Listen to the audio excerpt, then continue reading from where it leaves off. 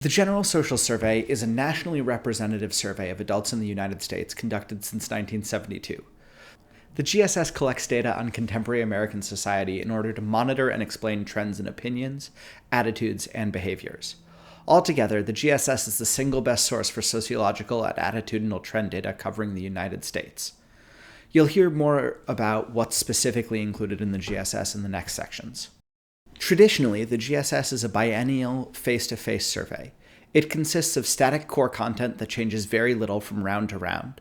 The core contains a broad range of content, including demographics and background questions, a variety of attitude and opinion questions on topics like race, government spending, social policy, etc., and religious behaviors and beliefs, just to name a few. In addition to the core, there are topical modules included in each round, which are often sponsored by external academics, organizations, or agencies. I've shown some examples of content here. Content of topical modules is often not available for all years. Some modules appear regularly, like the CDC Risky Behaviors module, which covers sexual behavior and drug use, and has been asked every round since 1988. Another set of modules that are fielded regularly are the ISSP modules. Each of these are fielded every 10 years, which makes them suitable for looking at change over time. So not all content is available for each round, and the content in any given round may not be asked of all respondents. Each round of the GSS includes 6 versions of the questionnaire. The GSS consists of 3 ballots that contain slightly different core content and a different set of topical modules. The graphic on the right shows, as an example, the content layout for the 2022 round. You can see that the core appears on all ballots, but topical modules only appear on some ballots. You'll also see, noted by the X and Y columns, what we call X and Y forms. For each ballot, there is a form X and Y. These typically contain wording and other experiments that vary at a question level rather than different questions entirely. We use this ballot and form structure to be able to maximize the content we include while being mindful of respondent time burden. Forms allow us to conduct survey experiments, like wording changes. That was a lot, and as you start to generate ideas, members of the GSS team will be available to help you navigate what's available and for what years. Other useful information about the GSS includes how the data are collected. About 130 field interviewers are sent around the country to complete interviews for 6 to 7 months. The GSS prefers if interviews are conducted in person, though we do allow phone interviews if necessary. There's more data in the GSS than just the questions asked to respondents. Field interviewers for the case also collect data on characteristics of the house and neighborhood. The interview usually takes around 90 minutes, but it can be much longer depending on the answers of the respondent. Due to COVID-19, the 2020 GSS was fielded mostly via web SAQ, that is, self-administered questionnaire on the internet. In 2022, respondents will be randomly assigned to either a face-to-face interview or that web SAQ.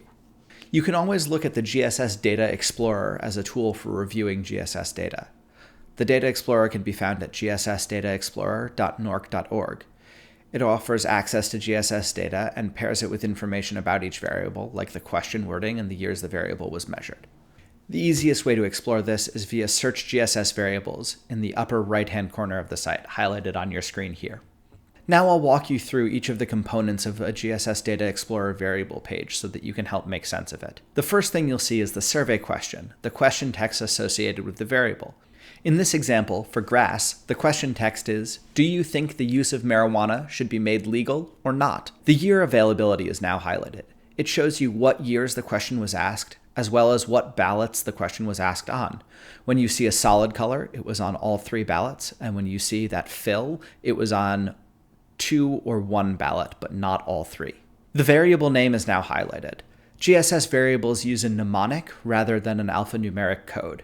Grass, in this case, refers to marijuana. You'll also see related variables on the right-hand side.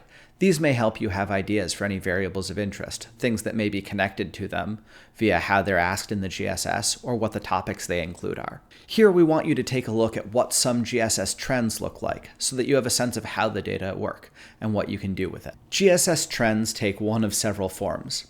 The first can be displayed in this confidence in the press variable. The story of the last 50 years is seen in the rise of hardly any confidence in the press, the slight decline in only some confidence in the press, and the relatively low rate of responses for a great deal of confidence in the press. Confidence in the scientific community, on the other hand, is substantially more stable. Here, for the most part, people have a great deal of confidence in the scientific community, with some fluctuations in the 1970s and again in 2021.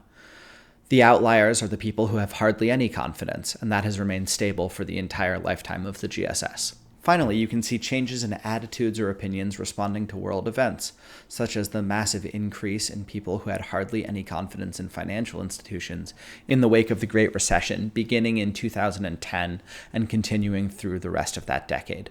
Wording changes over time also change our ability to measure trends.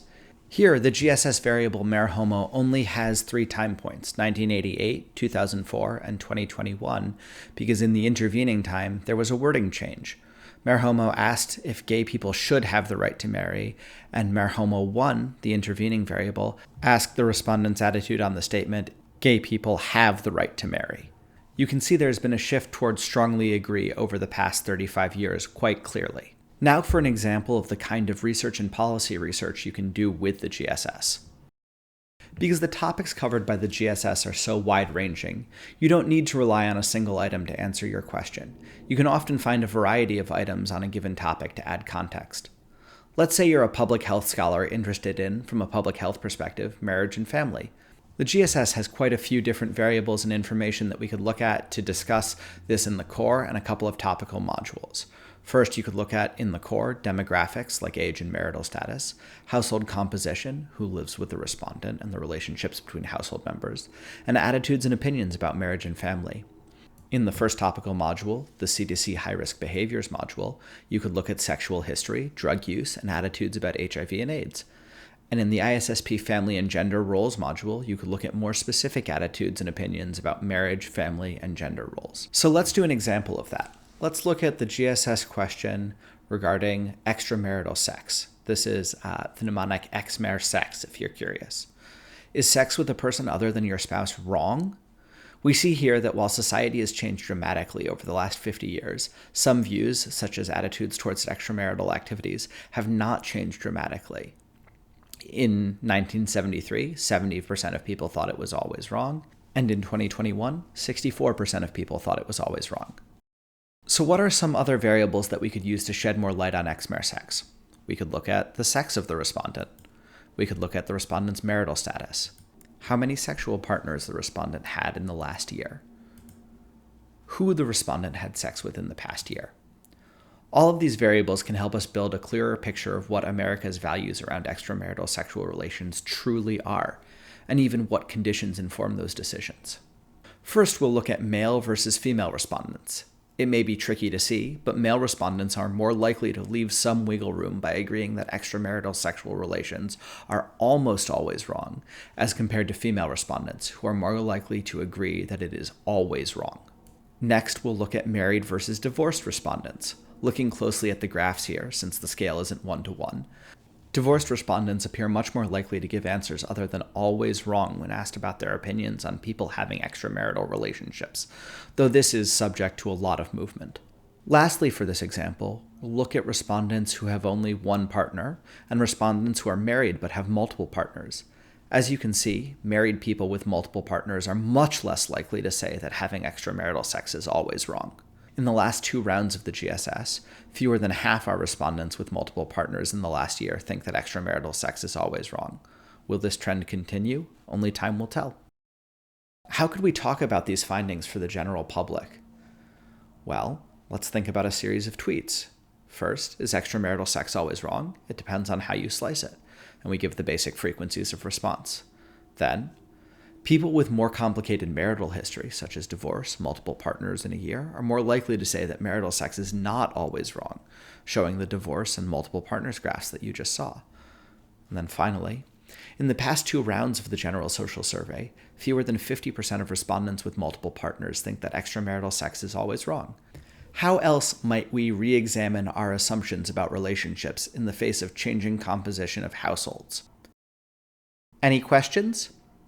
If you are interested in learning more about the GSS, please visit gss.norc.org. Thank you for your time today.